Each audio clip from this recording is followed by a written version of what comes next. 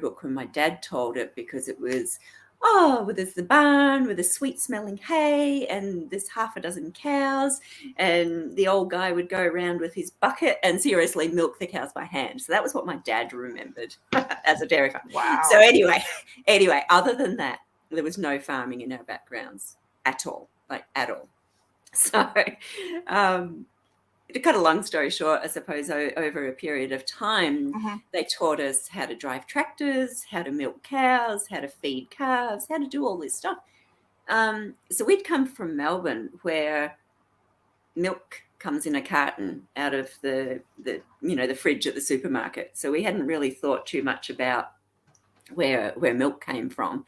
So this was all very exciting, that suddenly, we're learning about where milk comes from, and it wasn't clicking at all. Like, we didn't even think about, oh, wait a minute, there's a mother whose baby is being, that didn't even occur to us, because we were all overexcited about this new lifestyle, I suppose, that we were being introduced to. So I'm gonna stop you now just for a second. So Grumpy has come on and he has saved my ass. Okay, so what I did not do is there's this little thing up here that says go live. I didn't click it. I clicked it now though. Okay.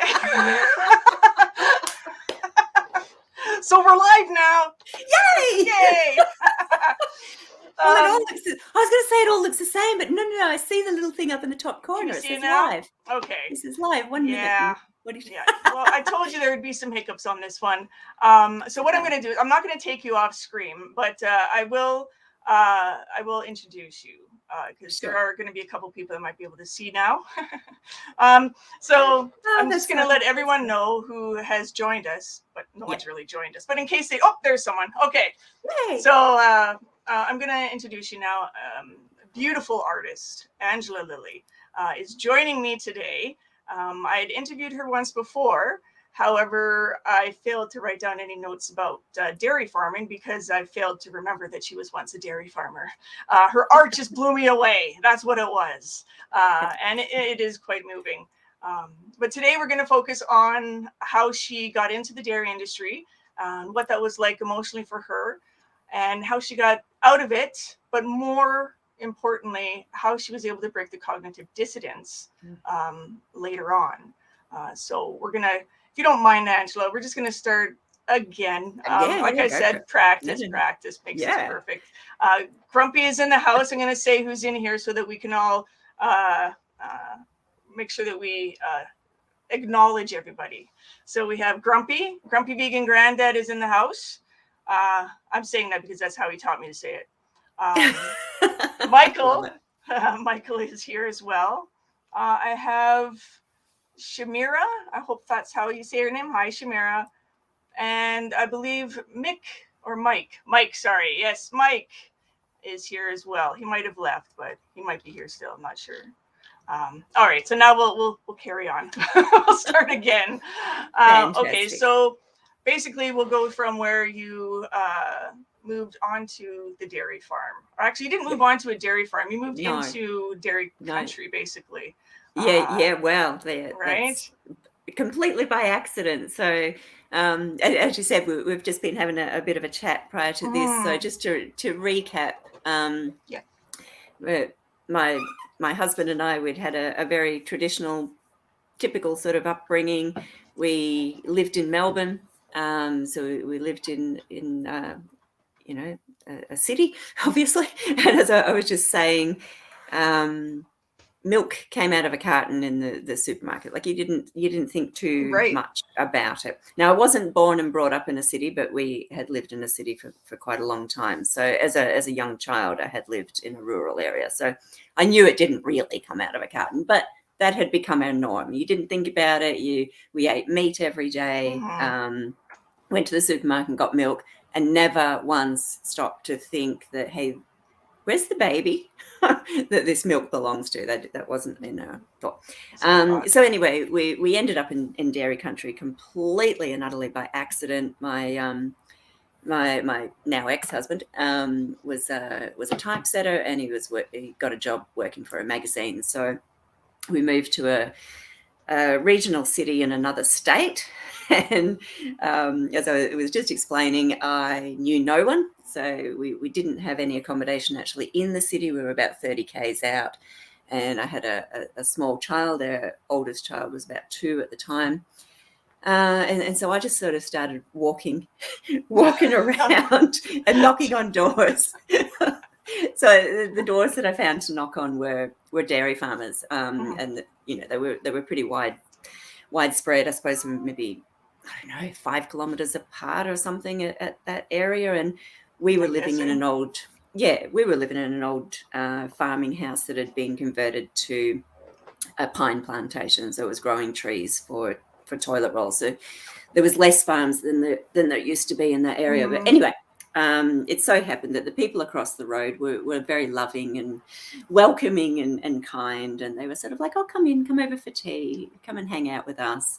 And from there, they slowly started to teach us farming, mainly because it was like, "Oh, could you give us a hand with this? Would you mind helping with the milking?" Or somebody's free labor. Could you help us with this? So, and yeah, look, it was great. It was kind of like a apprenticeship, I suppose.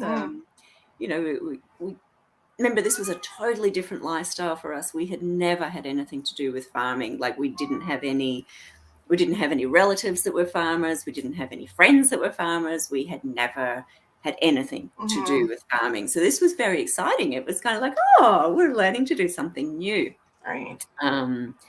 So yeah, we learned to drive tractors, and we learned to do fencing, and we learned to milk cows and feed calves, and learned about artificial insemination, like the whole lot. And it was just, I don't know, we didn't think too deeply about what it was all about. Right.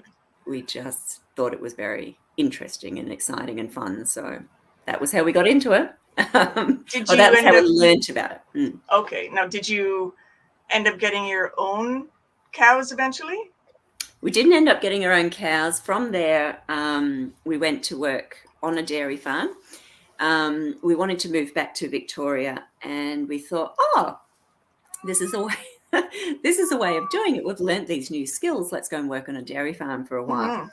So we moved back to Victoria, and we ended up dairy farming for about 10 years. So we worked as workers on the farm for a while, and then we did share farming, where we went to a farm where somebody else owned the land and owned the equipment, and the idea was that we would buy our own herd. And yeah, we tried a few different sort of places like that. And yeah, look, the problem was that we didn't have any money and we didn't have a herd. So we weren't making much money. So, but if you have got your own herd, you can make a lot of money doing that. So that was what we were working towards. And if we'd stuck with it, we probably would have done quite well. But yeah, that was how we got into it. So a very unusual sort of start into it. But then we were, when we moved to Victoria, we were working on a family farm. So it had been in the family for a couple of generations, and the kids had been born and brought up on the farm, all of that kind of stuff. So that was the environment that we moved into. So it wasn't one of the big intensive farms that you hear about now, where there's like sometimes tens of thousands of cows, which blows my mind. I can't comprehend that. I'm just like, how can you have tens of thousands of cows on a dairy farm? It was nothing like that. The cows, were out wandering around the paddock during the day, and they were only milked twice a day. So on the intensive farms, milked 3 times a day now. So yeah, it was much more that sort of old traditional style of farming. So I can certainly talk about our experiences, or my experience in that environment. But as I said, not as someone who was born and bred to it, but I was hanging out with people who were, and I used to ask them questions and get their perspective on things. So yeah, happy to share. Yeah, because I think it's important to talk about the mom and pop aspect of farming, because I know that when I'm out doing outreach, I get a lot of rebuttals. Like, I buy my food on organic farms, mom and pop farms. and that kind of thing. So it's good to hear your kind of your story, and I just think it's important for people to know that it's the same. Like they might, you're right. It's So it's better because I certainly can't imagine what it would be like these poor cows that are in barns and tied up, and I mean that'd be horrific. But there is no different to the emotional suffering and the abuse sort of thing. Okay. Well, you had mentioned and the cognitive dissonance. Yeah, it's right. the same. No, I know that you had mentioned before. We were talking previously about how they would come to take the calves away, and the cows. Now, did that happen on your farm, like, or were they slaughtered on the farm? No, the calves were all taken away. Nobody was killed on farm. Okay. So it was very easy. Oh, easy. Yeah, it was easier to pretend that nothing bad was going to happen to these little calves.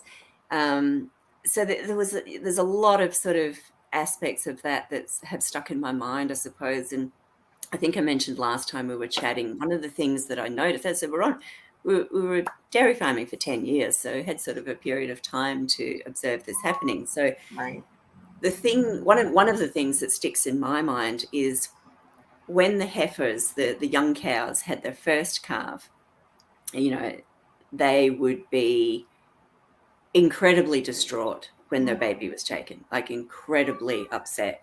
And those young cows, the first calf and the second calf, sometimes they would be desperate. They'd be bellowing in the paddock. They would often knock fences down, try to jump over fences, all that kind of stuff, trying to get to where they had last seen their baby heading. And often they would find them, and they would come down and they'd cry and bellow and be calling their baby from outside the shed, and of course the babies were inside the shed.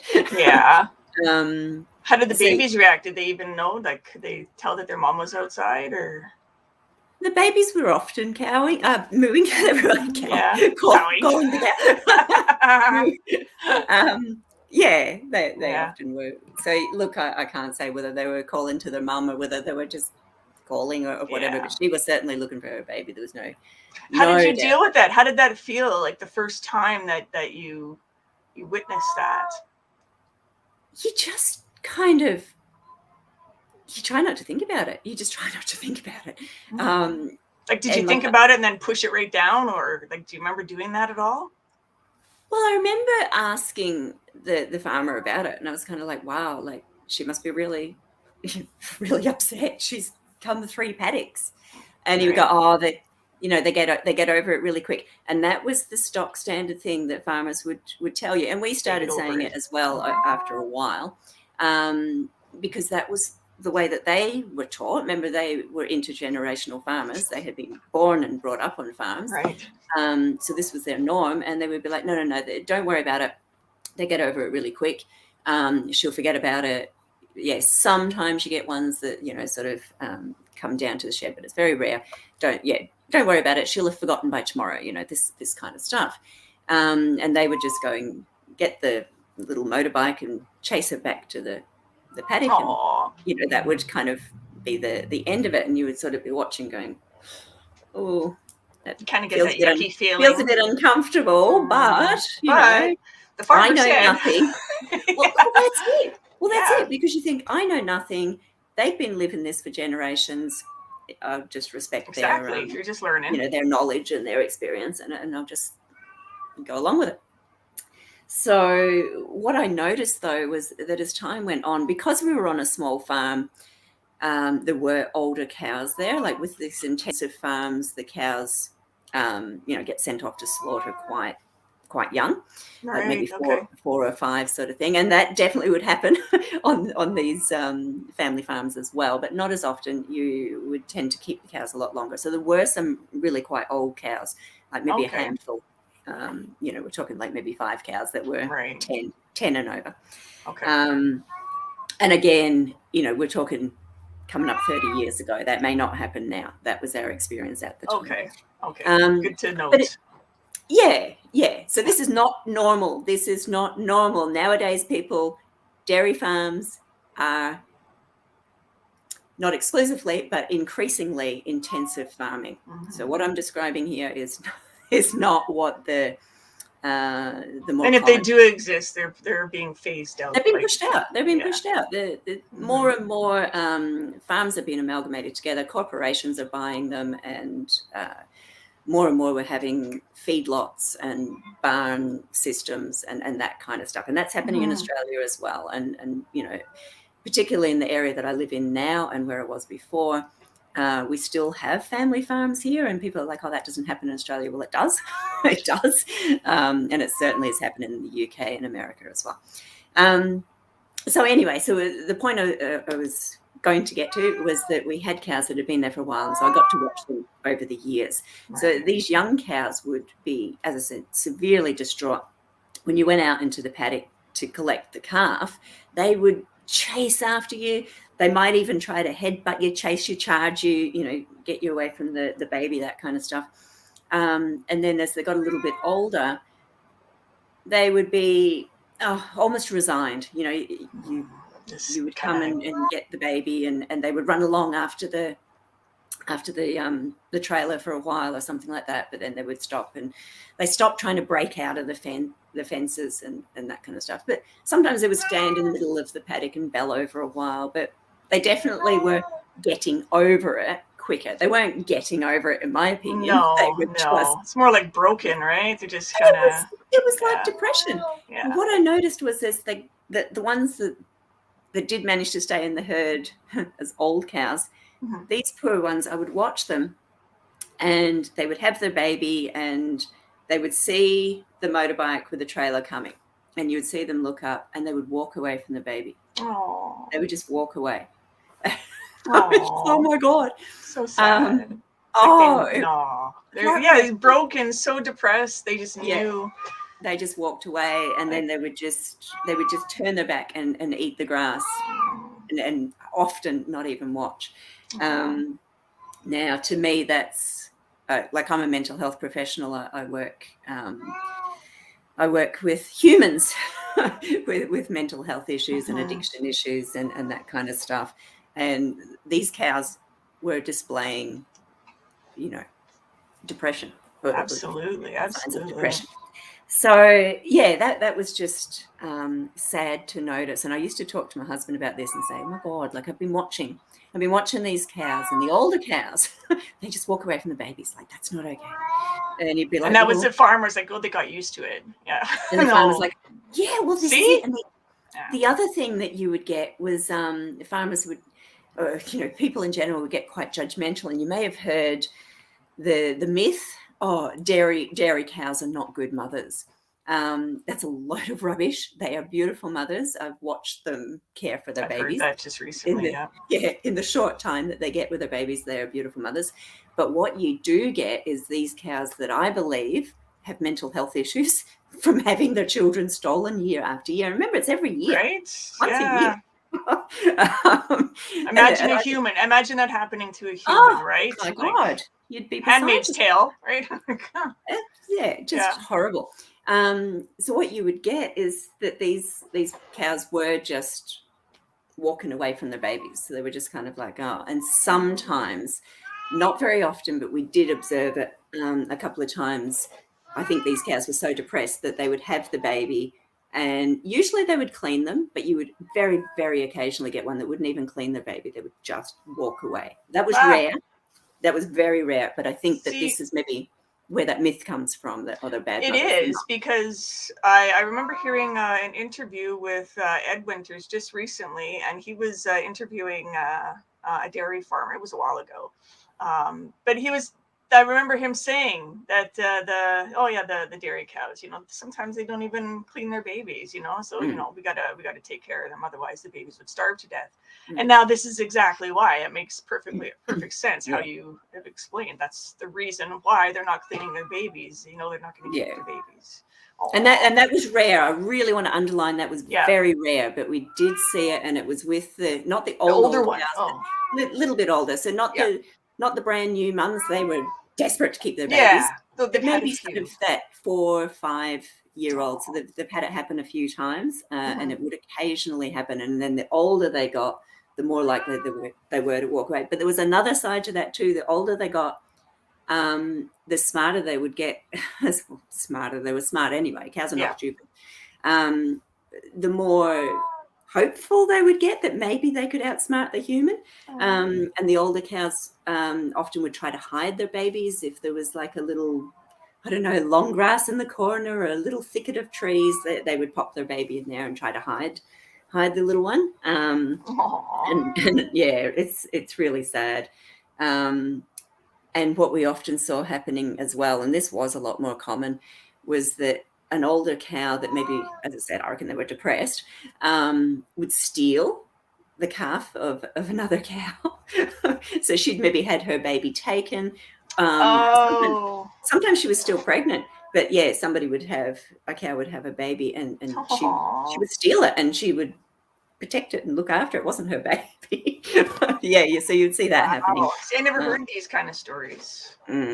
Yeah, so that was quite common, that there would be a handful of cows that would steal babies. So I mean, how tragic is that? Right. So what?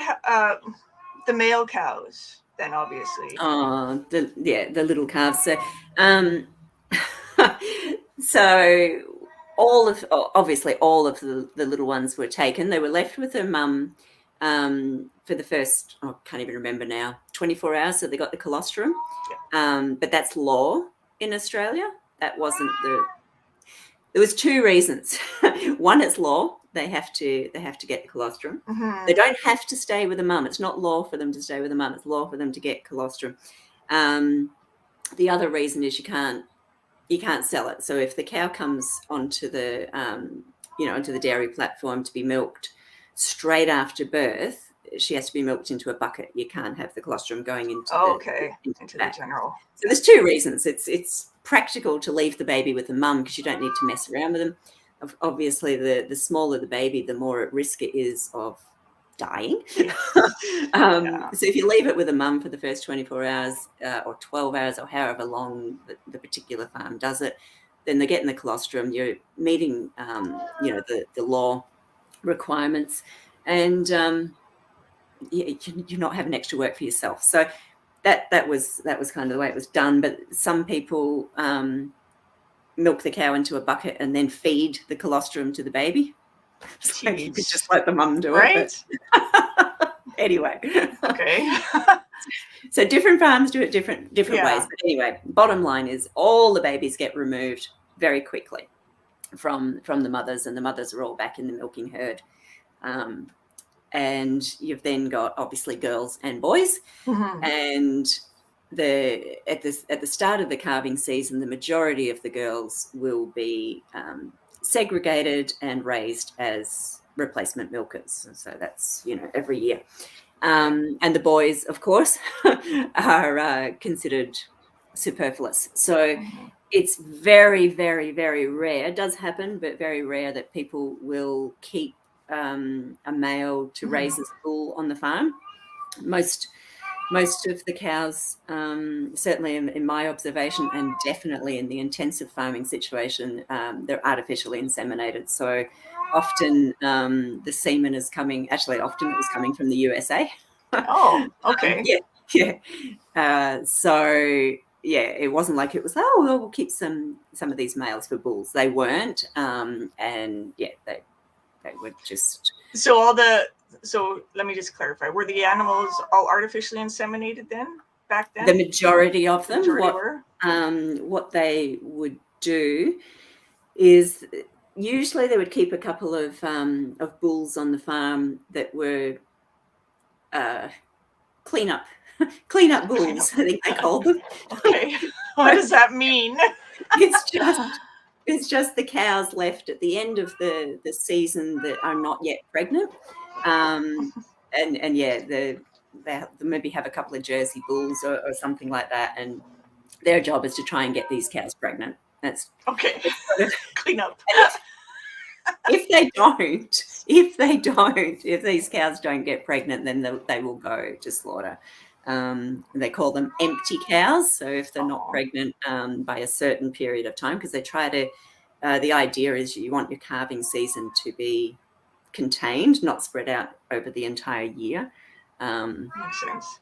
So it's a case of, all right, we'll put the bulls in the paddock for, however long, a month or whatever it happens to be.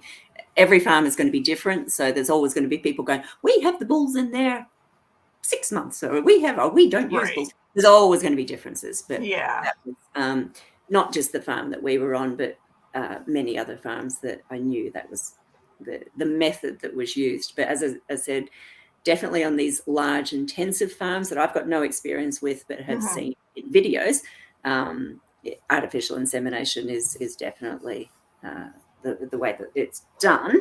But we did that as well. So okay, well, how long after this is probably, I don't know if this is a standard question, but I don't know the answer. So how long after a calf or cow gives birth does she get pregnant again? Like how fast is she getting impregnated again after giving birth? Gosh, I actually can't remember the answer to that. I honestly can't remember when she would start to cycle again, but it wouldn't be long. They carry the calves for 9 months. So they'd have to be getting pregnant again within. Exactly, they'd have to be getting pregnant again within the first 2 to 3 months after giving birth. So Do you remember? I guess we'll talk about this first.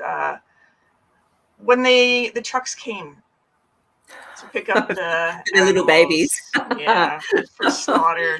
Did you, not just the babies, but I have Grumpy here has a question. Do some cows get sent for slaughter when they were pregnant? No. They weighed more, or no? We didn't. Okay. So I can't comment on that one. I can only say perhaps that's something again that an intensive farm would do. Okay. No, we considered them gold if they were pregnant. Yes, that's great. Never knowingly sent a pregnant cow for slaughter. No. Okay. All right. So when they came to pick up the animals for slaughter, I've got a few comments about this one. We'll start with the cows. Because the calves is a different story altogether. But anyway, we'll start with the cows. So again, because it was a small farm and the cows did get kept for a longer period than they would in a big intensive farm or what have you. The farmers know the cows. Now it is not a lie when you hear farmers say we love our cows. They do. Right, they do. Again, we're talking about family farms where they've been brought up with these cows and they really do care about their cows. And yes, obviously, the flip side is the cows are making the money. But it's when you're talking about these family farms and sort of our experience with it, it's not just about making money. It's also about that's the lifestyle that they know. That's what they've been born and bred and brought up to do.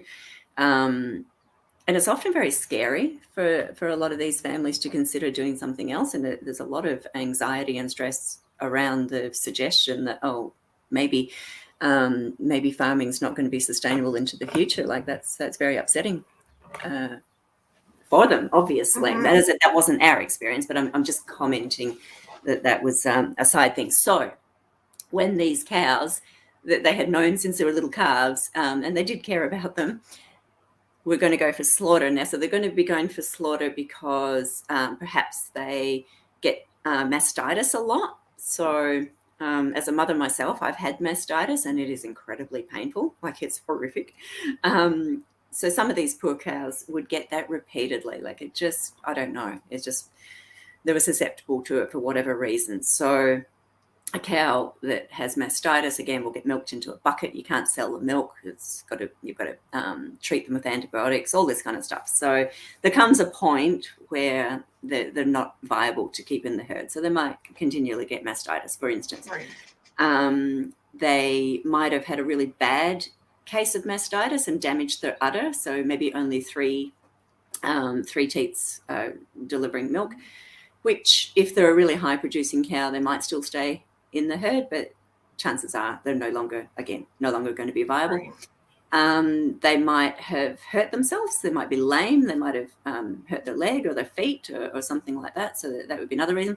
Or that they simply haven't got pregnant. So if remember, they've only got a window of time to get pregnant. It's only a short period of time because they want the calving to be contained. So as I said, and then they call them empty cows.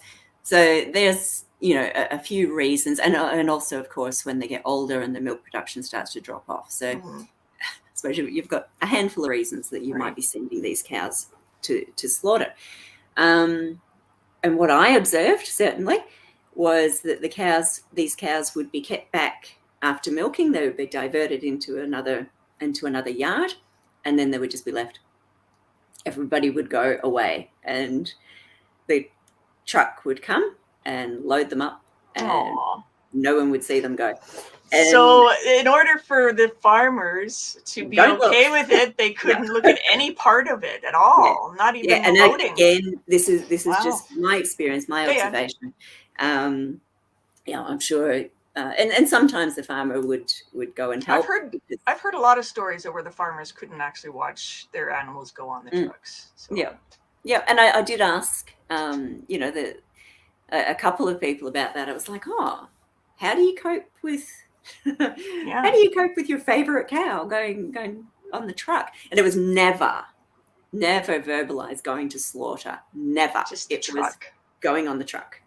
Going on the truck. Where are they going on the truck? Oh, we don't know. We don't know, yeah. Going somewhere. Did you ever have the experience yourself of having an animal that you were attached to, or an animal that you really, really liked going on the truck? Yep. So there was this cow. It was the first farm that we worked on, and she was very super friendly, forgave humans, obviously, for stealing her baby every year. And she would walk up and she would stick her head. There was a little gap where people could climb through into the dairy yard. And she would stick her head through there, and she would look to see who was around. And she would stand there until someone went up and scratched her head. And she would, liked having her ears rubbed and all this kind of stuff. And then she would sort of stand there for a little while, and then she would back out. Go back. And go and get milked. And she was just so lovely. She was definitely the friendliest, gentlest, as I said, when you think about it, most forgiving cow that I've ever seen. So she was kept until she was quite old, and then one year she didn't get pregnant. So they just could not get her pregnant, no matter how hard they tried. And the farmer could not send her for slaughter. So what he did was he put her in the back paddock, and she was out there all by herself. A herd animal out there all by herself, and she just hung out in the back paddock. I can't remember how long she was out there, but it was a long time. I reckon it was a year, but anyway, it was a long time. Who knows? Okay. And I was going to buy her. I was kind of like, what are you doing with that cow? I'll buy her and I'll keep her in the little, little paddock next to the house. That was what was in my mind. But every time I says, what are you doing with that cow? The answer would be, we can't send her on the truck. We'll just leave her out there in the back paddock. I was like, all right, but she's all by herself. No, she'll be all right. We'll just leave her out there. He was really attached to her. Mm-hmm. So I reckon they left her out there until that attachment sort of dissipated. Mm-hmm. And anyway, one day, because I used to sort of look out and see her out there and everything, one day I couldn't see her, and I said, where's the cow gone? She went on the truck. I was like, you can't be serious. You can't. And that still devastates me to this day, that beautiful, gentle, kind, loving cow was left out in the back paddock until everybody basically detached from her. That's a and then she was sent on the story. Did anyone even comfort her at all during that whole year? Go out there and say hi to her or feed her? They obviously fed her, but people obviously fed her, but no one actually, because you were trying to detach yourself too, because you probably knew at some point. I wanted to buy her. That's why I kept asking. But did you go out and hang out with the cow at all? No. Scared. I would. Yeah. It was quite a long way out, but okay. Oh, not miles and miles. I could have done it, but yeah, didn't even. So that's something that still you think about. That horrifies me, and that is just an example of how that cognitive dissonance was managed, and it was managed by don't look, don't be there when it's happening, don't think about it, don't say words like slaughter, and do whatever you can to detach yourself from the emotions. And we were told that don't think about it, don't. Yeah, the words are quite powerful, right? Like the language that you use. It's powerful. And then of course there was all these little babies, these little what about the babies? What happened to the little guys? So I mean these little cherubs, I mean they're gorgeous little baby calves. They're less than a week old. And in Australia, again, I don't know what the regulations are overseas, but in Australia you can't send the calf for slaughter while its umbilical cord is still wet. So its umbilical cord has to have dried up. So they're about a week old when they're sent for slaughter. And that is the only reason that they are not sent earlier. It's got nothing to do with caring about the calf. Nothing. Okay. It's merely good to know. It's merely the welfare regulations. The so-called welfare. It's a laugh. We're going to kill this calf. So before we kill the calf, we'll make sure, This is a joke. Yeah. It is a joke. Yeah. So these little babies, we would come into the shed and they're always sucking each other. When they're getting hungry, they get fed, a couple of times a day or 3 times a day or whatever it was. I can't remember. And they get hungry because when they're with their mum, they can feed on demand. Want, right? Yeah. And they suck each other. So they're sucking each other's ears and all of this kind of stuff. And if you reach out to pat them, they'll suck your fingers. And so you've got really no choice but to interact with the calves. Yeah. And of course they're adorable and you pat their little heads and they're beautiful. So you do sort of engage with them. And again, often people wouldn't be around when the calf truck came. But I have been there, on many occasions. How long did they keep the calves around for then? So the boy ones, it's a week. It's just until you meet that sort of regulations. Yeah, so a week at the most. They're around about a week old, roughly.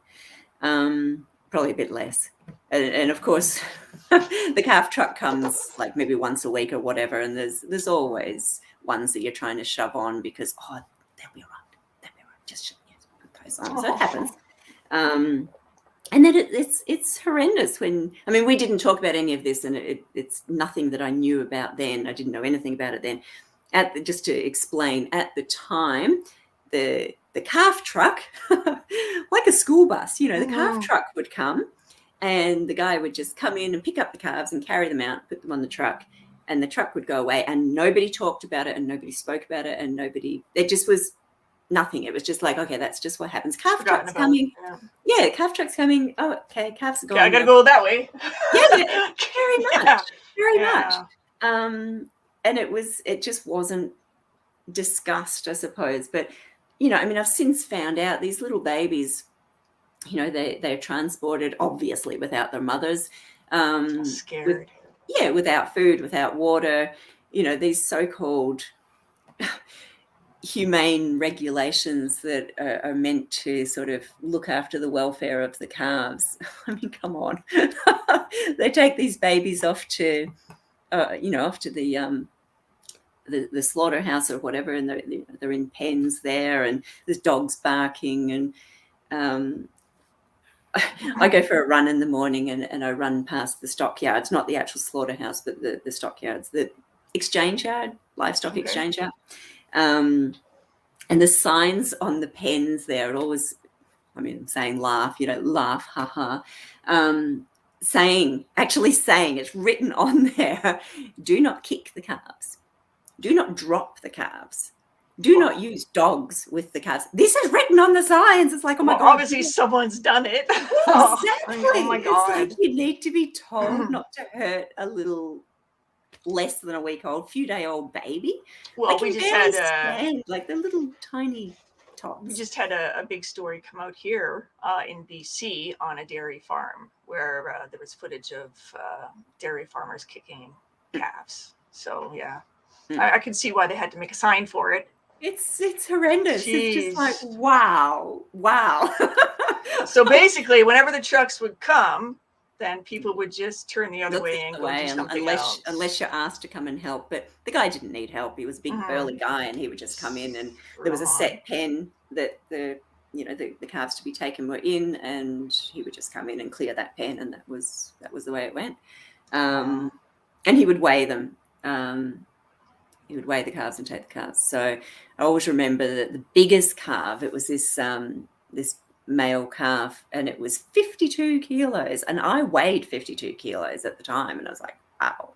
Just that's got nothing comparison, though. I know, but it was one of those things that I just remember because I was there when it was weighed, and I just remember thinking, that poor mother. And that was probably the only time that I really allowed myself to really connect to it as a mother myself, thinking, oh my God, imagine trying to give birth to that, to a baby. The things you think about, eh? But it has stuck in my mind. I can still see that poor little boy. Go ahead. No, go ahead. I was just going to say, and the other thing that has horrified me, really, really horrified me about the dairy industry is that when these little calves, we call them potty calves here. I don't know if that's the same in other countries. When they go to the slaughterhouse, I don't understand the mechanics of it, the brain mechanism sort of thing, but there's something about them being so young that their little brains are very difficult to stun. So I don't know why that is. Really? I don't know why that is, but it's something to do with the immaturity of their nervous system at that point in time. So they go into the slaughterhouse, and this, just to explain, this is coming from the Department of Agriculture's website. This is not something that I've heard secondhand. This is not off of a vegan documentary or an animal rights documentary. Right. This is coming off of the Australian Department of Agriculture. So this is fact. I mean, it's all fact, but but it's something that the government's, openly explaining. So they go to the slaughter, and they attempt to stun them with electricity, and the so-called animal welfare or humane regulations allow for, get this and think about it, they allow for a 40% failure rate. 40% of those tiny baby calves will not be stunned, which then means that they go through the slaughter process conscious. Alive, conscious, sorry. Conscious. Wow. Well, they're all alive, that's right. But they're almost half of them. Yep. So those tiny babies, and then there is for the ones that are stunned successfully, there's a really short window of time, and I can't remember what it is, but again, it's a government regulation and it's on there. So they stun them, and it's got to be done really quickly. So, they whip them up, chain them up in the legs and things, slit their throat, because they will regain consciousness really, really quickly at that age, like really quickly. So the chances of them regaining consciousness, even the ones that have been successfully stunned, is really high. And that horrified me when I found that out, which is only recently. I've only found that out since becoming vegan. Oh, okay. And I was like, those tiny babies that we allowed to go off in that truck, they were transported, frightened, in this noisy, shaking, rattly old truck all together, no food, no water, no mothers, no nothing. They got taken to this horrible place where they would have stood and waited, and then, as I said, dogs barking, people yelling, probably people shoving them, pushing them, throwing them, all that kind of stuff, even that's not meant to happen. Bullshit. But anyway, when you want an animal to move and it doesn't want to move, and it's only a baby and it's tired and it's hungry and it's weak and it can't get up, or it's reluctant to get up, seen the people footage. Exactly, people get rough, but then and then the chances are that their death has been horrific, and the tiny babies. So anyway, just to make everyone feel better about this, I think it was last year, or it might have been 2019, the Australian Department of Agriculture realised that 40%, allowing a 40% failure rate is actually not okay. So they've come up with a really great solution. So, and this is a trial that's currently happening in Australia, and I don't know the outcome. I don't know what's happening with it. They had a great idea, and they says, okay, so stunning's not particularly great, and cutting the throat after they've been stunned, they don't bleed out quick enough. What has to happen in Australia now with these little babies is they try to stun them. Hopefully they manage to stun them. They cut the throat, and they also must cut their chest, the thorax. So 2 cuts, and that's the humane trial that's happening in Australia at the moment. There's an actual trial. Oh, it's a trial, yeah. Oh my, okay. To manage the fact that it is so difficult to humanely kill these little ones. They shouldn't do it at all. They shouldn't do it at all. So I tell people this, I watch people putting cow's milk in their coffee, and I say, let me tell you about the baby calves. And no one wants to hear. No one wants to hear. And they sort of like look at me like this. And I'm like, yeah, that's cruelty. You are pouring cruelty in your coffee. But yeah, and often I get this, like people going, I don't want to hear, I don't want to hear, I don't want to hear. And I'm like, I have got this in my head forever. I have got. You're going to hear it if you put that in your cart. This knowledge, these visions. I says, yeah, you don't deserve to not know. Like, at least know, at least be informed about what you're doing, because these babies are suffering. They're suffering horrendously. And I know that when I was on the dairy farm, and not just me, but many others as well, we used to say, the government regulations. And we imagine, certainly, I suppose I can only speak for myself, but I'm also speaking for conversations I've had with other farmers. But I can certainly speak for myself.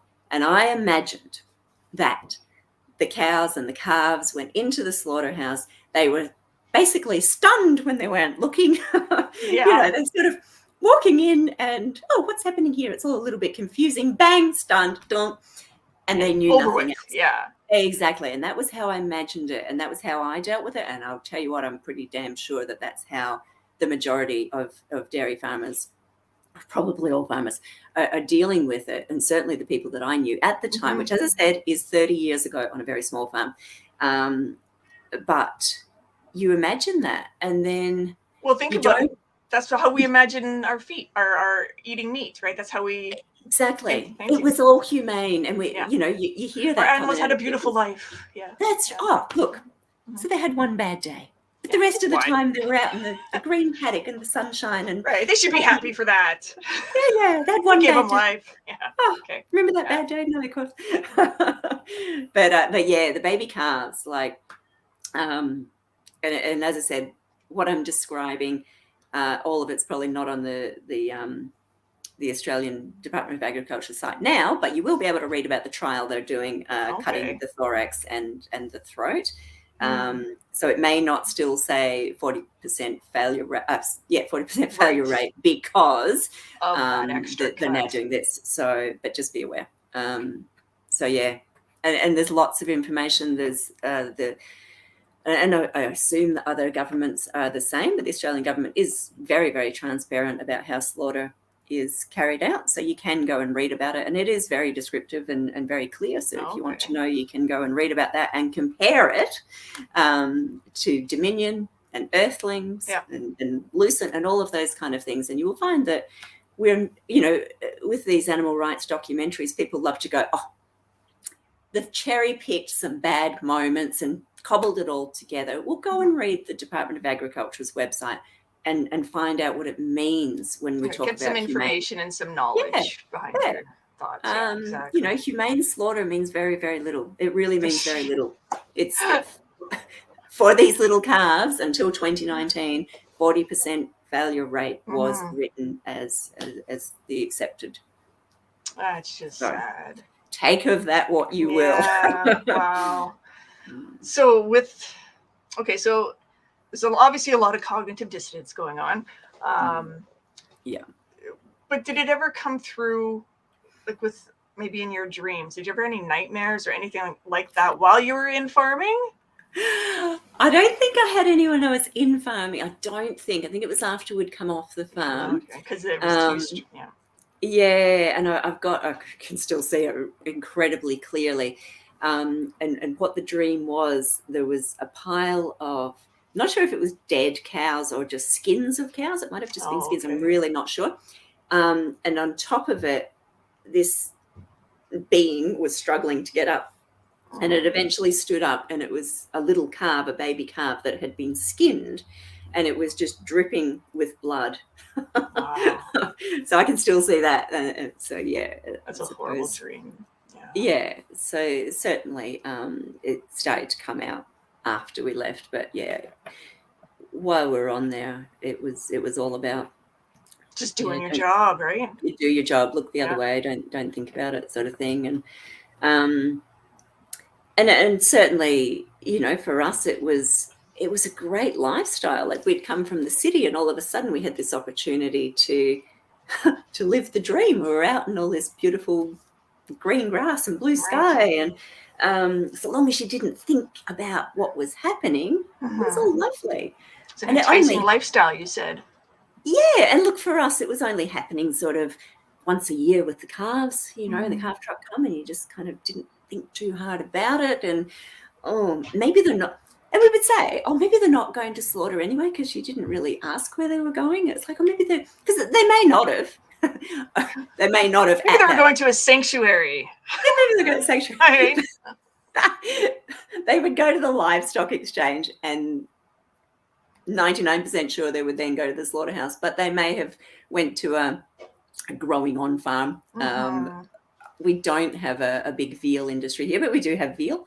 So, possible also would have gone perhaps to, which is no better at all.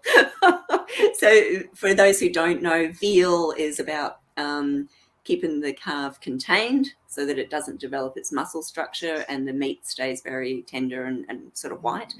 So yeah, veal. If you're watching and you're someone who still eats meat, please don't eat veal.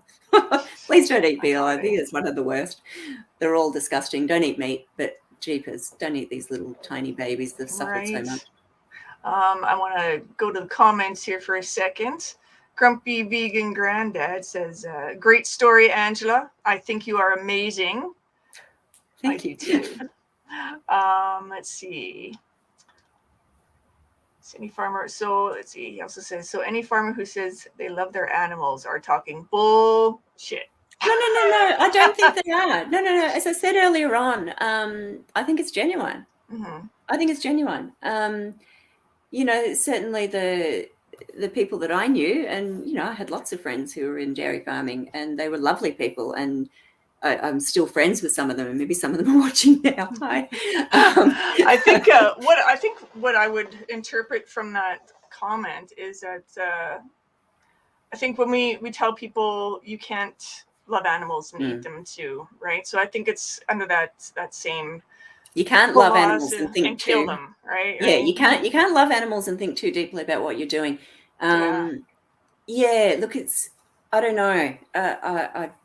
I don't doubt you. I mean, they believe they love their animals, but they also definitely, right? They all definitely believed, right? So. As a vegan, obviously, it's bullshit. As a vegan, it's bullshit.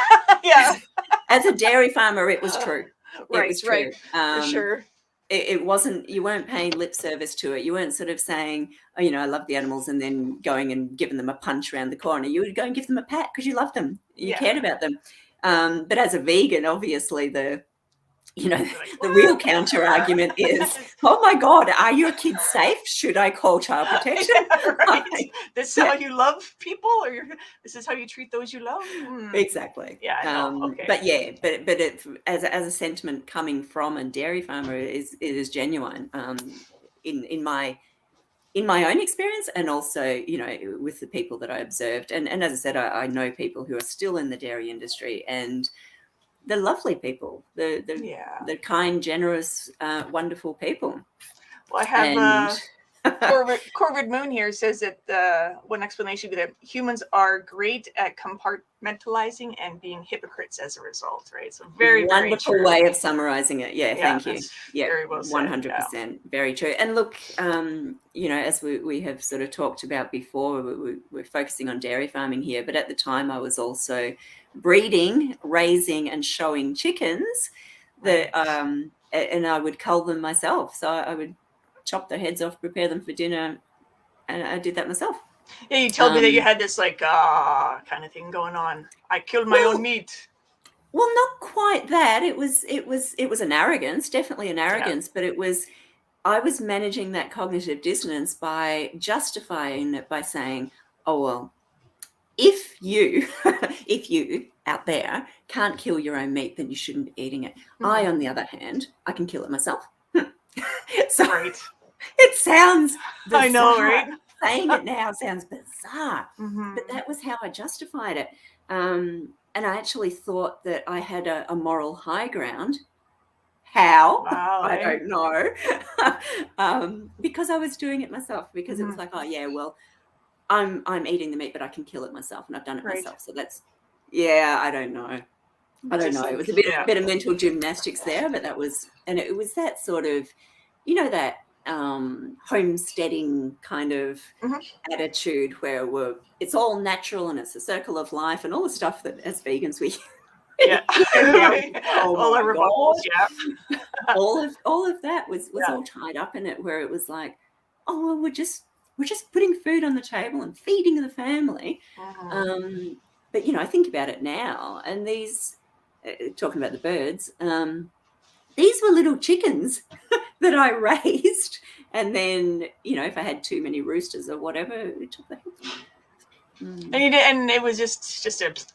I didn't like doing it. Don't get me wrong. It wasn't, but I can certainly, I suppose, talk about that experience where you do just shut it down. You don't think about it. You put it aside, and it's a hardening. It is a hardening where you go, right, this has to be done now.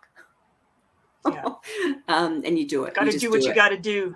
Yeah. That doesn't mean that it didn't affect me. I just didn't let it affect me. Now I can, without even closing my eyes, I can see those chickens now. Because I would hold them by the legs and lay them down, and you would calm them so they would lie there, and then a quick chop. And you didn't always get it quite right. So it wasn't always clean, that's for sure. Not always. But you had to be quick, and then they do all that flapping and all the rest of it. So it's so I carry that trauma, and it is trauma. It is now. So at the time I didn't acknowledge it. So there's a lot of ways that we try to justify what we're doing, and after a while I couldn't do it anymore, and then I would get my poor, I said now ex-husband, I would get him to do it. Yeah. Could you just deal with this chicken? You wouldn't actually say why though, right? You just take care of that. Yeah, this one. Yeah. And then eventually what happened, it was actually really tragic what happened.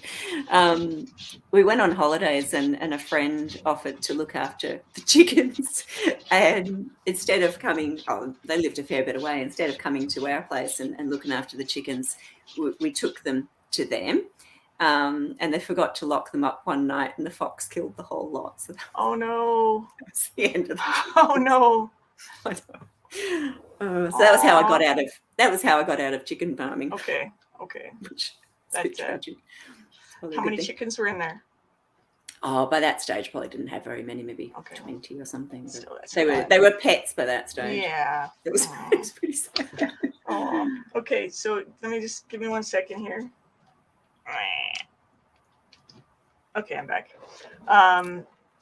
So how about I'm gonna move on to how you broke your cognitive dissonance. How do you become vegan after being an arrogant shit? Yeah. Unless there's Unless there's another story that you want to tell me about, we'll go on to that. Is there something else you wanted to share? Okay. I think we're good to go. Yeah. Okay. Yeah. So I'm just going to go to this comment here with Corbett. It says the industrialization of chickens especially is horrible since the blades they use in slaughterhouses are just set to the average length of chickens, meaning some are cut through the head and some below. Yeah. And glass walls in slaughterhouses equals more vegans. Yeah, for sure. Grumpy for sure. Yeah, because that's it. What we imagine and the reality are so far from each other. Again, I can only speak for myself. What I imagined and what I found out to be the truth. Yeah. God, I just spend all my days now just saying, "Oh my God, I'm so sorry. I'm so sorry. I'm so sorry." It's the guilt, right? It eats all of us. Guilt and shame, and and then just the horror that other people don't listen. You know. Yeah. I know, right? You watch people eating cheese, and you're just like, stop it. So then you've left the farm now. Okay. Yeah. So I believe you're separated from your husband. Okay. Is it the second time? Okay. You could sort of, it's worth commenting on that a little bit. Like, as I said, neither of us were from farming backgrounds. And I think the longer that we were on the farm, we were farming for 10 years. I think it was starting to take its toll. I think you can only carry that cognitive distance for so long. And we had not been, brought up to that. And he was very kind to animals. That was he just was naturally very kind to animals. The kind of person, if he went into a room, the dog or the cat would always go over and sit beside him. That's that sort of person. So I think he suffered a lot more than he let on with that. So sadly, I think perhaps that affected us, and we were fighting more and more, and all of that kind of stuff. So possibly, yeah. Yeah. So who knows? But we separated, and that's left the farming industry and all of that kind of stuff. And we did get back together later on, and actually both. This is weird. Like, talking about it now seems really weird, but we both went vegetarian for 2 years, and it seems weird because we got the slaughter thing. We sort of connected to it's not good to kill animals because those animals were actually really nice. But we still didn't make the connection. We shouldn't be eating cheese and drinking milk because... Even though you were in the dairy industry. Yeah, wow. So we got the meat, but it's bizarre. So anyway, there you go. Still didn't get it. So anyway, and time went on, and unfortunately we did go back to eating meat just because everyone around us was eating meat, I suppose, and it was so normalized, and it kind of... our memory faded, and it sort of, I don't know. My dog's having a dream in the background. I don't know if you can hear her, but she's dream barking in the background. Oh, yeah. Anyway, here. That's right. I was like, so anyway, we went back to eating meat and everything, and then. I don't know. It's time on it. We ended up separating again, and we are divorced now. But that's sort of another story, I guess.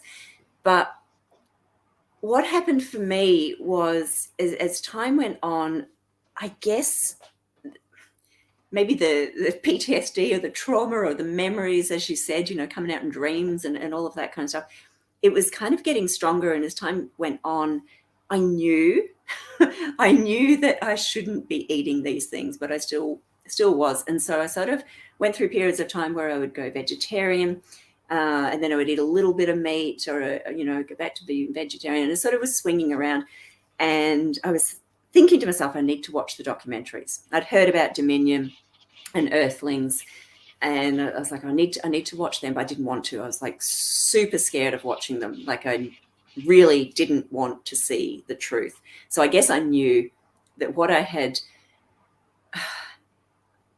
placated myself with was not true, that it wasn't going to be true, that what I was going to see was going to be awful and was going to cause me immense guilt and shame and grief.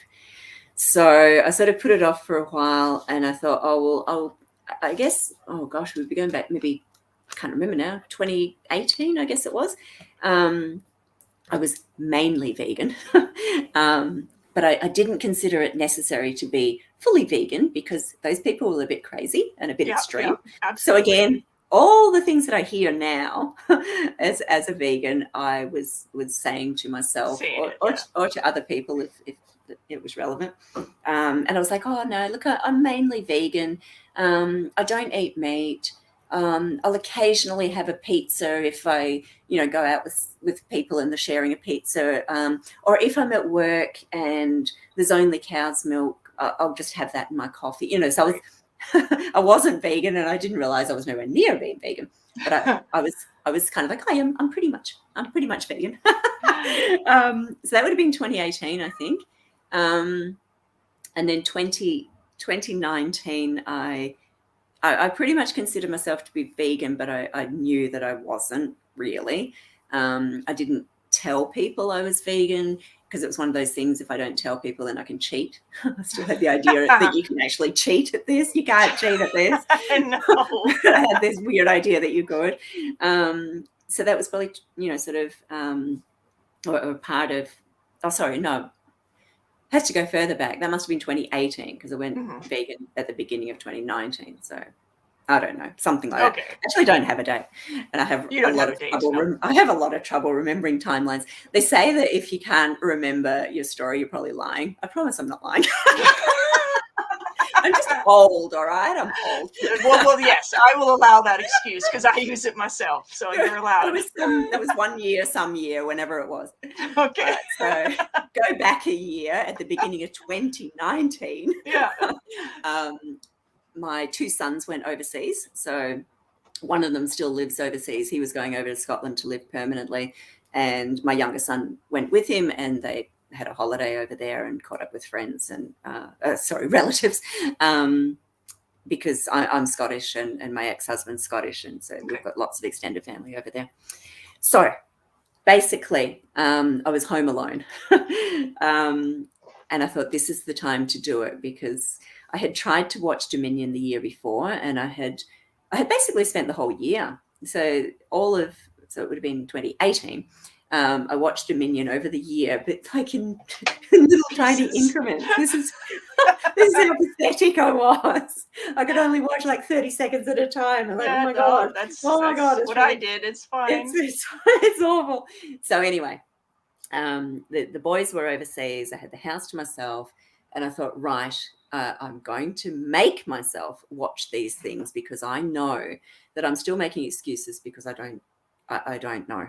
It's just the fantasy in my head of the nice little slaughterhouse and the quick death and everything's humane and it's all about animal welfare. And I believed, and I knew it was bullshit by this stage. I knew it was not true. So I watched them basically back to back. Now, I don't mean I stayed awake for, days. But one after the other, though. Yeah. So I watched Dominion and I watched Earthlings and I watched Lucent. So I'd sort of found out enough that I knew that these were the big hitters. And then after that, I watched every YouTube video I could find. And for people watching, The White Cow is a very small YouTube video. I think it goes for 3 minutes or something. It is Dominion and Earthlings squished into a little micro thing. Watch it. Is it the same footage? No. Oh, okay. You don't see any. No. You don't see anything gruesome. I'll just quickly give you a synopsis of what the white cow is. Sure. So the white cow, and I think this really got to me because it reminded me of that cow that I was telling you about that was in the back paddock for a year or what have you. So the white cow comes to the slaughterhouse and she's gentle and she's friendly and she's wanting people to pat her and all the rest of it. And the person who made the video documentary was just there, sort of filming things I think she had permission to do this. And she was very intrigued by this white cow, and she asked about it. She says, "What's the go with this cow?" And they went, "Oh, it must have been a pet cow." She's at the slaughterhouse with everyone else. So I don't know how she got permission or whatever, or was able to. But anyway, she followed this white cow's journey. You don't see her chopped up. You don't see anything gruesome at all. You just see the white cow and the trust and the kindness and the gentleness of this animal, who obviously trusts humans and obviously has had a good experience with humans. And you just see her get stunned and fall and go through the shit. Oh my God! If you don't want to watch Dominion, you don't want to watch Earthlings, watch that. I challenge everybody: have a look on YouTube and watch the white cow. And if that doesn't do something to your heart, I'll have to check that out. I don't know if I've ever seen that. It's a really, well, I found it incredibly powerful. And maybe that's because I did work on a dairy farm. Maybe it won't work for everyone. It certainly worked for me. So anyway, the white cow. But anyway, I watched these documentaries, and I forced myself to watch them all the way through. And it was like, you know, you're not allowed to close your eyes. You're not allowed to look away. You're not allowed to pause the video. You'll sit there and you'll watch the whole thing. And I cried and I sobbed and I was shaking, like literally shaking. So this went on, you know, for a few days while I watched these documentaries and the YouTube videos and everything I could find, and was reading on the Department of Agriculture to get the facts, to make sure that what I was watching wasn't bullshit. It was like, really? Is this true? Is this true? So yeah, cross-referencing. And I was so traumatized and so distraught, and I was probably nearing the end of the week. I was talking to a good friend of mine in New Zealand.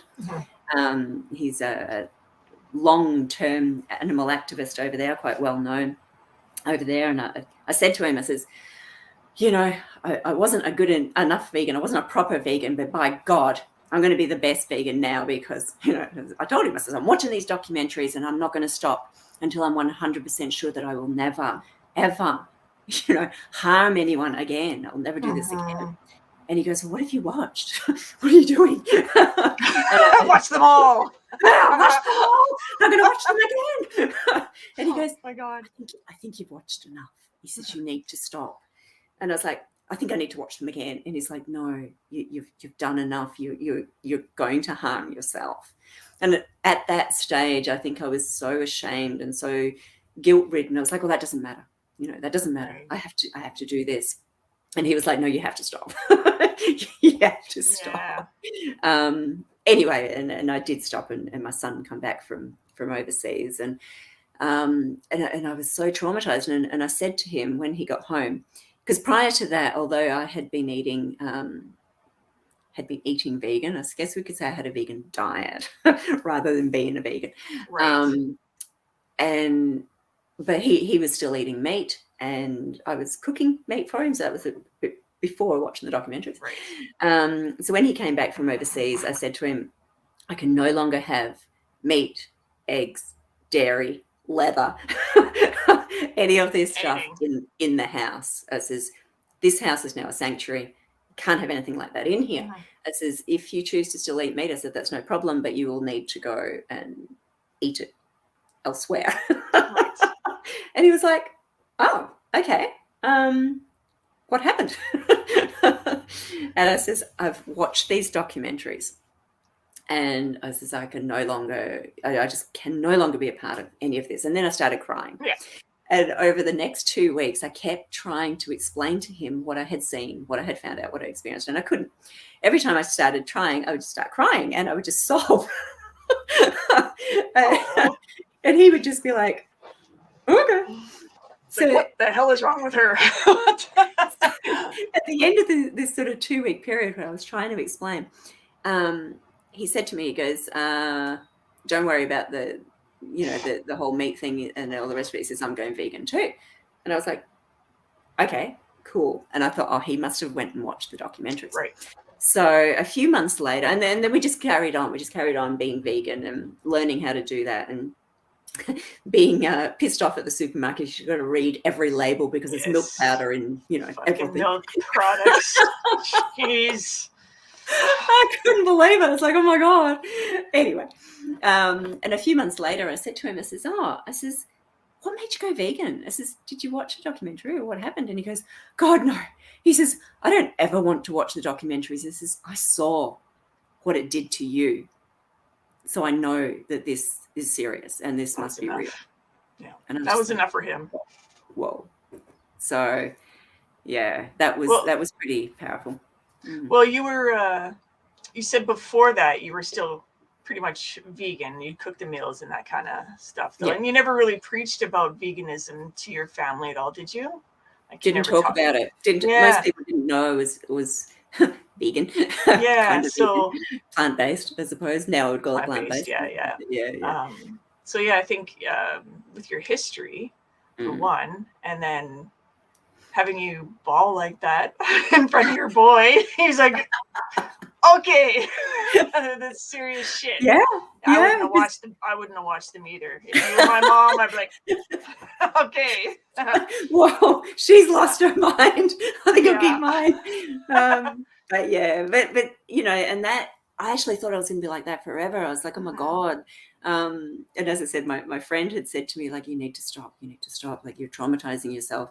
And I was like, wow, what have I done? You know, now I've got PTSD and I'm traumatized for life and I'll never be able to speak about this because I'm just going to burst into tears. So that sort of traumatized period, I suppose, went on for a while.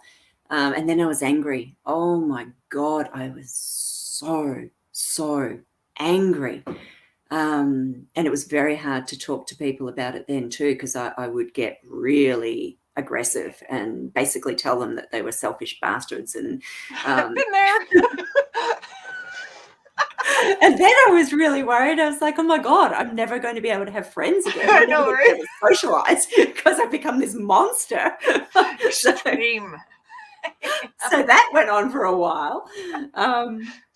And then, eventually it sort of starts to settle a bit, I suppose. And then that's when the activism came in, because then I needed to be able to do something. It was kind of like, how do I, how do I balance this? As Andy, my son, says, he's kind of like, well, in his case, he goes, I ate meat, milk and eggs for 18 years. So he was 18 when he went vegan. And he goes, I've got 18 years to make up. So I'm like, oh, I've got a lot more than that. Wish. Yeah, I know it. I've got a lot more than that. And then I was like, oh my God, I was a dairy farmer. I farmed chickens. I've got so much blood on my hands. I can never, that is it Macbeth? Oh, these hands, will they never be clean? They will never be clean. They will never be clean. There is too much blood on them. But I can balance it a little bit. So that's. Let me ask you then, because with what you've gone through and what you've done, I guess, are you seeing any kind of professional counselor or anything? Because I know that anyone who just like slaughterhouse workers, people who watch an enormous amount of slaughterhouse footage, anybody who's into vegan activism, PTSD is huge. Like, do you have anyone? Yeah, as a mental health professional myself. Yes, you still need someone. Get help. Yes, we all need help. No, look, it's fantastic. And the thing that I advocate for really strongly, and I have worked with a psychologist, I have worked with different counselors, and certainly, gosh, I'm the first person to go and get help when I realize that I need it. But what I really strongly advocate for, because I love this has worked for me incredibly well, is something called EMDR.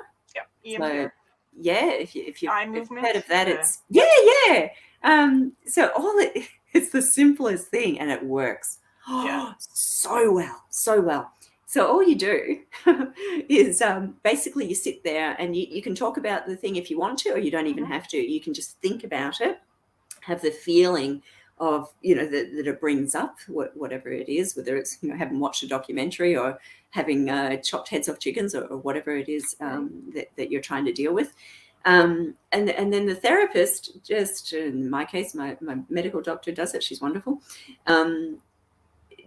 Just goes, follow my fingers, right? So you follow the fingers while you're having this, and for me, all kinds of things happened. Like, you might verbalize it, you might talk about it, things might come up, and you don't have to talk about it. You cry. You know, I've been like really distressed in some of these sessions, and then she does this, and sometimes she taps in a rhythmic way on your leg for a period of time, and then you feel it just start to, I don't know, it just sort of kind of like a calm. Yeah. I don't know how to explain it, but it just kind of, you get that. And again, I'm not going to even pretend to try and explain or understand exactly what it is that happens, but the trauma has kind of been stuck in your brain. We'll make it really simple. And this EMDR allows this trauma to be processed. And so you can process it, you can deal with it, you can see it in a different way. And it works immensely well. That's awesome.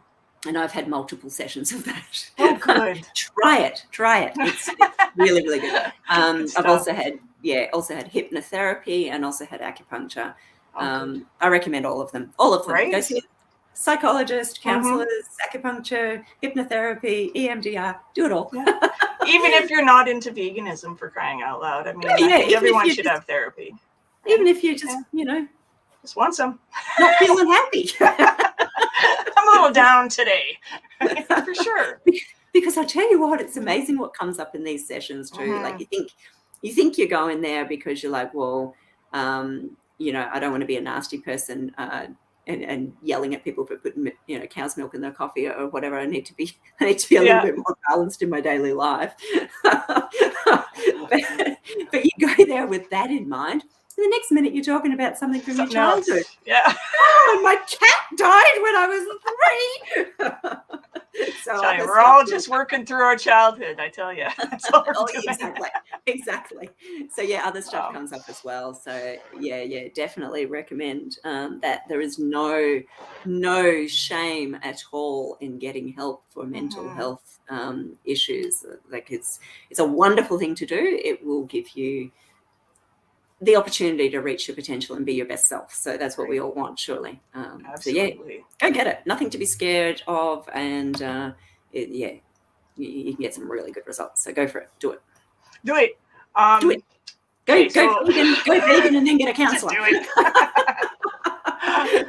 I'm just going to check in. It's around 4:35 here. So we've been on for around an hour and a half. Wow. Yeah, I know, right? Time goes by really, really fast. It does. It's amazing.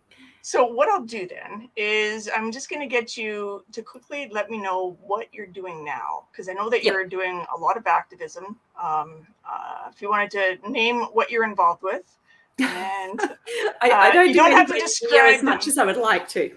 I would like to do an awful lot more. Well, time. Tell me. It's mainly distance that stops me being involved in more things. So I don't live in a city. I live in a rural or regional centre in Victoria, Australia, and it is again the heart of farming country. So there's not a lot of sort of organised activism down here at this point in time. So I do travel. I go to Geelong, where there's the things, but Geelong's very close to 3 hours drive from here. By the time you've sort of navigated towns and roadworks and things like that, you're looking at about 3 hour drive to get to where you're going, get parked and all that kind of stuff. But anyway, I go down there, and when I can, for Cubes, Anonymous for the Voiceless, I try to take part in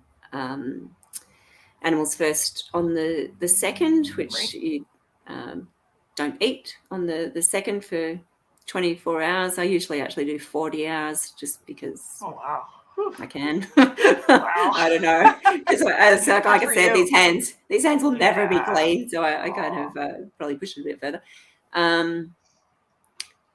I suppose the main thing that I do, apart from posting stuff on Facebook, obviously I post stuff on Facebook all the time, sort of trying to raise awareness, trying to get people to look at things a bit differently. Some days I'm in a good mood and I do it very gently, and some days I'm fed up with the human race, and it's just like, you bastards, watch this. Yeah. So if you scroll through my newsfeed, you can see how my mood's changed. Had a good day, had a bad day. You can tell how you're feeling as per your posts. Yes. Yeah, that's right.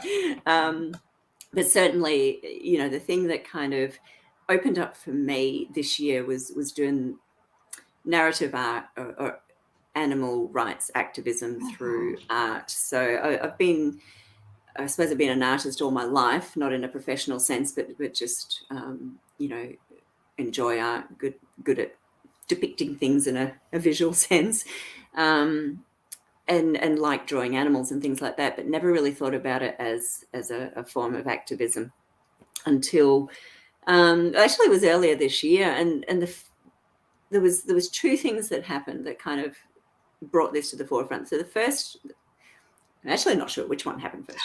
I think the first one was maybe the Easter art show, perhaps. So in a little town, we had an Easter art show, and it had to be an Easter theme. And I was like, oh, what can I do? And I was like, I could draw a lamb, an Easter lamb, you know. And I thought, I'll make it a subtle animal activism thing. So it's the Easter theme, but I'll make it about activism. So you know, people eat lamb at Easter. Like, how is that anything to do with new life and new beginnings? And thank life by killing it. Yeah. Yeah. So anyway, so I thought, oh, that's good, and I'll use the story of Jesus being betrayed by Judas. You know, the pieces of silver, and I'll have the little lamb, and I'll have the pieces of silver. And anyway, this was kind of what I did. And then I was like, oh, okay, that's a way of getting a message across. You know, telling a story through art. And then the thing that sort of really got me was I met a turkey. I met this beautiful turkey, and I don't know what his fate was, or if he is intended for Christmas dinner, or if he was a pet. I don't know.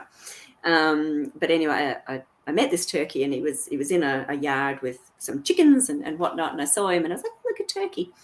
So I went over to get a closer look and to try and get some photos. And he was just walking around with all his feathers down flat and just wandering around. And then he looked over and he saw me at the fence, because I was like, hello, turkey. And he's like, oh, and he sort of pulled himself up like this and looked at me. And then, seriously, I could imagine him going, just one moment, just one moment. He turned his back. I'm going to get myself ready for you. Yeah, and he turned his back. And I'm like, what is he doing? And then he like started fluffing himself up. And it's like watching somebody pump up a beach ball or something. Because he was like, I look handsome for you. And then he turned around and he had his tail up and he was all fluffed up. And he come over and he's like, now I'm ready. Hello. Nice to meet you. How you doing? Yeah. And I was like, oh my God, you actually got yourself prepared to meet me. And I thought, he's prepared himself, and he had come over to meet me as an equal. Like he wasn't sort of like, oh my God, human. He was like, hold on one moment. And he'd come over to meet me. And I was just standing there. I was captivated by this beautiful turkey, and the sun was shining on his feathers, and there was blue and gold and green and red and all these wonderful colors shimmering. And he was sort of like, you know, he had his feathers up and they were sort of shaking them a little bit. And I was just like, oh my God, you're stunning. Yeah. So I took a couple of photos and I was like, all right, I have to paint you. And I'll do this. So that was my next and probably the first really determined and deliberate animal activism painting, where in the background there's a Christmas turkey or a Thanksgiving turkey on a table with a sheet over it, and then he's in the front sort of, you know, displaying, and then I've got a lady dressed up in sort of bridal gear, and she has a plate with an apple on it, you know, the poisoned apple, like in the fairy tale. Yes. And she's offering that to him, and he's kind of, you know, coming to meet her as an equal, as this turkey did with me, whereas the story in the background is that he is actually intended for for Christmas dinner or Thanksgiving dinner, and the people sitting around the table are blindfolded because they're refusing to see. Yeah. So and then I've done other paintings since, but yeah. Yes. And if anyone wants to see them, I will. I'll make sure that I do put all your links afterwards, and if I haven't already done so, into the YouTube StreamYard thingy here. But as well, I did do a shout out for Angela. So you can also go into the YouTube channel and you can see not all of it, just a few select pieces of her art. So beautiful. So yeah, you have to check that out. But yes, I will put all your linkages, that's my new word, in there for you. So I guess that was it. I found a way of giving the message over without me losing the story by becoming upset or defensive or angry myself. Yeah. I just got some people making comments on your turkey story. I won't hear anything against my turkey friend. He was beautiful. No, they love it. They love it.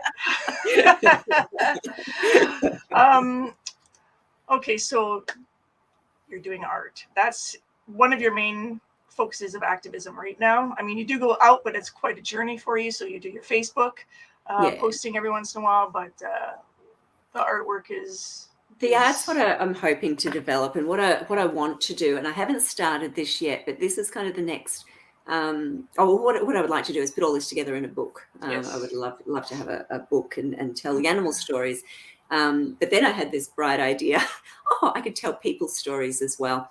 And the only reason this come up was, I don't even know why, but I decided I wanted to paint my son. And I don't do a lot of human portraiture at all. I've done a handful over the years, just now and again. I do it. Anyway, I decided I wanted to paint him. And I was actually really pleased with how it turned out. And I was like, look at that. I can actually paint humans. And then I went, wait a minute. If I can paint humans, then I could paint some, maybe vegan activists and things like that and tell their story as well. So that's kind of the next stage. So I haven't started that yet, but I do know several people who are ex-slaughtermen who are now vegan activists. So I thought, they would be really good. So yeah, that's something that I would love to do. I think that's a brilliant idea. So the only thing holding me back, I suppose, is COVID and the fact that we've not been allowed to travel or do anything, and these people live distant from me. So and I need to be able to see their face before I can hope to paint from a photograph. A photograph is not enough to paint from. You need to see. You want to see them, yeah. Yeah, you need to, and then get the essence and then be able to tell. How long does it usually take you to paint a picture? It depends. But they take a long time to, I call it incubate. They incubate in my head for a very long time. And sometimes that can be months. And they'll start off as maybe a vague sort of more of a feeling. And it sort of becomes clearer. And often what happens is that I'll be saying to my son, I want to paint something about chickens. I don't know. That's all I know. I just know I want to paint something about chickens. And then I'll go, oh my God. And it might be weeks later. Got it. Yes. And I'll be like, quick, give me a paper, give me a pen. And sticky notes. And I'll be like, there, I'm going to do that. What do you think? And he'll be like, looks great, Mum. Looks great. Such a supportive son. That's awesome. He's wonderful. He's wonderful. That's fabulous. Okay, so go ahead. You got something else to say?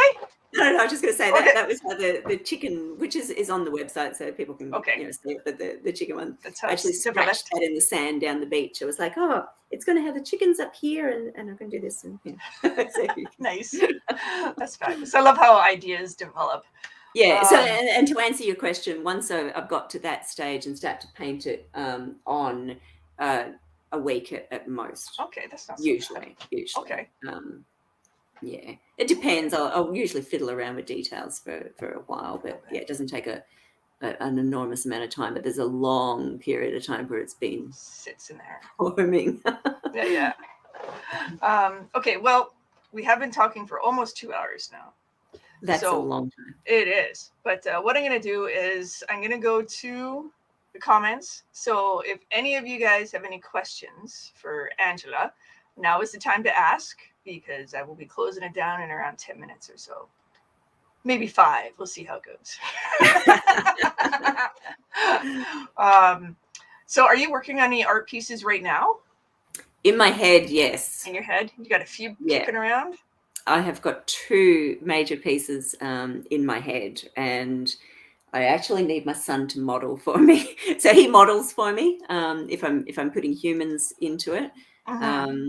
So I said to him, "This is like, if I ever get around to, I will. Of course, I should put that differently. When I get this book, when I produce this book, I says, it's going to be a book about you. I says, because you're going to be in all the pictures."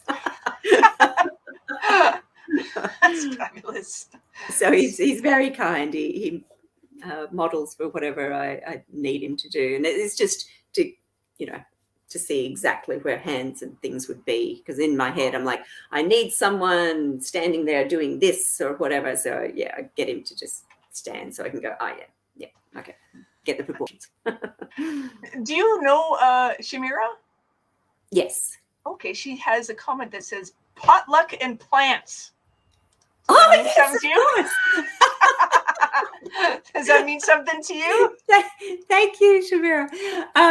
Yes. So when I feel motivated to do it, I've been doing little lives on Facebook and just sharing what I'm cooking, which is a lot of fun. And I was very nervous about doing it initially because I was like, oh my God, a live, if I stuff up this meal, everyone's got to see it. Everyone's going to see it, But it's quite good fun, and I do actually like doing it, but I haven't done one for a little while, so it's probably time that I did one up there. I think that's her way of saying she wants another episode. That's absolutely. We would do that. And I try to keep them simple. It's just sort of like, this is how easy it is to cook beans. Well, it's kind of like it's breaking out of your fear, stepping out of your comfort zone, right? And so much, yeah. Yeah, I think one of the reasons you had stated before was to help you talk about veganism, right? Because you had a lot of problems talking about it because you cry. Cry or get angry. Or just shut down. So Shamira's helping me a lot with that as well. She's a wonderful mentor. Thank you. Oh, she's your mentor. Okay, beautiful. I've been hearing a lot about you, Shamira. All good things. So that would be another thing that you're doing then, would be the mentorship program. Is it the Animal Activism Mentorship Community? I think that's what it is, right? Yeah, AAM. Yeah, something like that. So no, that's an awesome avenue to learn how to talk. So grateful, amazing, absolutely amazing. So good stuff. Okay, do you have anything else that you want to add? Anything you want to share? Anything that you're doing that's coming up that I should look out for? Well, just. I guess the only other thing that I'm kind of doing at the moment, which I'm not sure that it's really related, but I'm also studying art therapy. So as I said, I am a qualified mental health professional, and I want to expand that into art therapy. So not really sure that's relevant, that's awesome. But for sure, you're an artist. For sure. Art and psychology is they're not meant to go together, but I find that they're the perfect match. When I first went to uni to study psychology, I did art for fun, because the psychology was so intense, and I would go to the drawing classes, and I loved doing that, and it was creating these portfolios and everything, and people were stressing over it because we would have to be right, and I was just like, no, this is fun. This is the fun bit. Yeah, definitely an artist. Okay, well, Angela, I'm gonna cut it off. But it has been amazing talking to you. Thank you so much. Yeah, 2 hours. This is fantastic. That's amazing. I think I've gotten answers to pretty much everything without even looking at my questions. So that's good. I hope that when you have your next piece, like your next artwork, or that you'll share it with me, and then maybe we can talk about it. To have you back, that would be great. That would be so good. Yeah, that would be so good. Okay, perfect. So yeah, look, it's got to that stage in my head, and this is kind of what happens with these art pieces. They float around there, and they can be a bit vague, and then I get the sketch out stage where I'm like, well, yeah, I'm clear. And then if I don't do it, it's like it's banging on my head. Well, it's banging. It's like, hey, and it's been like that for a couple of weeks now. But I need my son to model. I need him to model for a specific part of it. And I just haven't got around to doing that. Like I was going to do it last weekend. Last weekend I was sure I was going to start it. So now I'm like, this weekend I'm going to start. And I just need him to stand for a couple of minutes so I can just be clear. It's in my head. It's in my head really clear. And it's kind of like, I probably could just whack it on the board, but I'm like, nah, get it right. You want it to be perfect. It helps. Having a human model helps. Oh, helps I would immensely. know nothing about that, so I will trust you. Yeah, so it should be a really powerful piece. Yes, I'm excited. Okay, well, I'm excited to see it when you're finished. Yeah, so make sure you let me know about this. I mean, because I'm so busy on here, sometimes I don't see half the shit that I'm supposed to see. So make sure I see it, okay? Yeah. Once I get it started, I've got the canvas right here. Okay, I can't see it. Ooh, it's a big canvas. Oh, wow. See, one step at a time. The canvas is there. The picture's in my head. We're ready to go. I know exactly what it's going to look like. We just need to get started. So I'll try very hard to get started on that this weekend. And you can do it. I can do it. And I'll take some photos when I get it started. Yeah, please, for sure. Send you progress shots. Okay. All right, well, I'm going to let you go. You get started on your day. I'm going to have some supper. Sounds good. All right, Angela, thank you so much for joining me today. It's been a pleasure, and I hope to have you on soon again, okay? Lovely. Thank you for your time. Thank you. Thank you. Bye, everyone. Bye-bye. Bye-bye. Bye.